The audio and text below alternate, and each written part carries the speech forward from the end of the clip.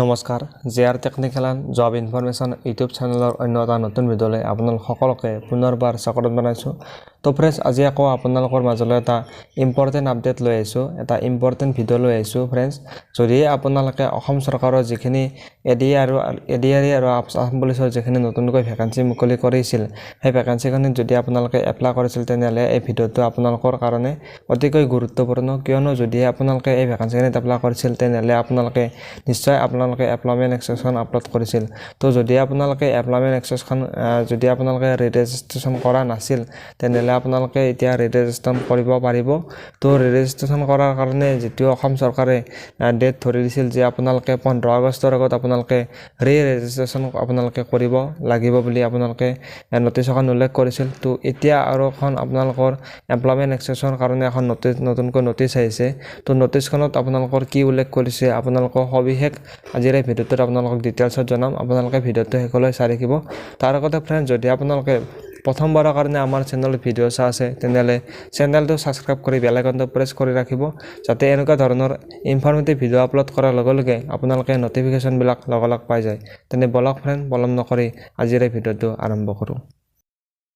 তো ফ্ৰেণ্ডছ, যদি আপোনালোকে এমপ্লয়মেণ্ট এক্সেছখন আপোনালোকে নতুনকৈ বনাইছিল, যদি আপোনালোকে 2023 চনৰ 1 জানুৱাৰীৰ তাৰিখৰ আগত আপোনালোকে এই এমপ্লয়মেণ্ট এক্সেছখন আপোনালোকে ৰেজিষ্ট্ৰেশ্যন কৰিছিল, তেনেহ'লে আপোনালোকে এতিয়া আকৌ আপোনালোকে নতুনকৈ এমপ্লয়মেণ্ট এক্সেছখন ৰেজিষ্ট্ৰেশ্যন কৰিব লাগিব।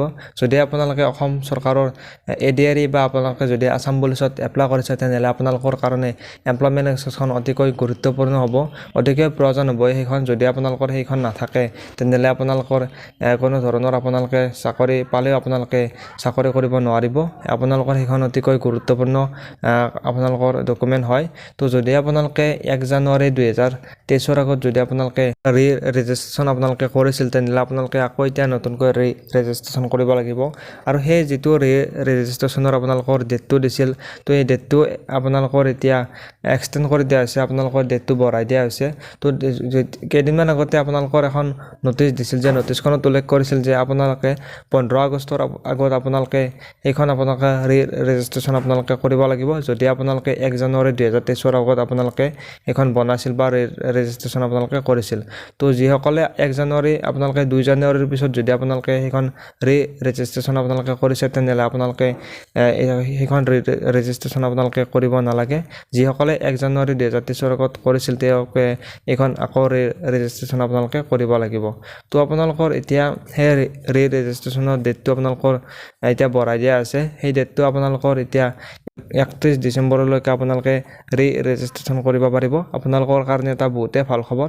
যিসকলে হয়তো ৰেজিষ্ট্ৰেশ্যন কৰিবৰ কাৰণে সময় সুবিধা পোৱা নাছিল, তো তেওঁলোকৰ কাৰণে এইটো বহুতেই ভাল খবৰ। তো এতিয়া আপোনালোকে 31 ডিচেম্বৰৰ আগত আপোনালোকে সেইখন ৰেজিষ্ট্ৰেশ্যন আপোনালোকে কৰিব পাৰিব। তো এইটোৱে আছিল আপডেটটো, আপোনালোকে নিশ্চয় গম পালে। তো যদি আপোনালোকে ভিডিঅ'টো চাই ভাল পালে, ভিডিঅ'টোত এটা লাইক কৰি দিব। আৰু যদি আপোনালোকে এতিয়ালৈকে আমাৰ চেনেলটো ছাবস্ক্ৰাইব কৰা নাই, তো ফ্ৰেণ্ড চেনেলটো ছাবস্ক্ৰাইব কৰি বেল আইকনটো প্ৰেছ কৰি দিব। চাই থাকিব JR technical job information YouTube channel. ধন্যবাদ। জয় আই অসম।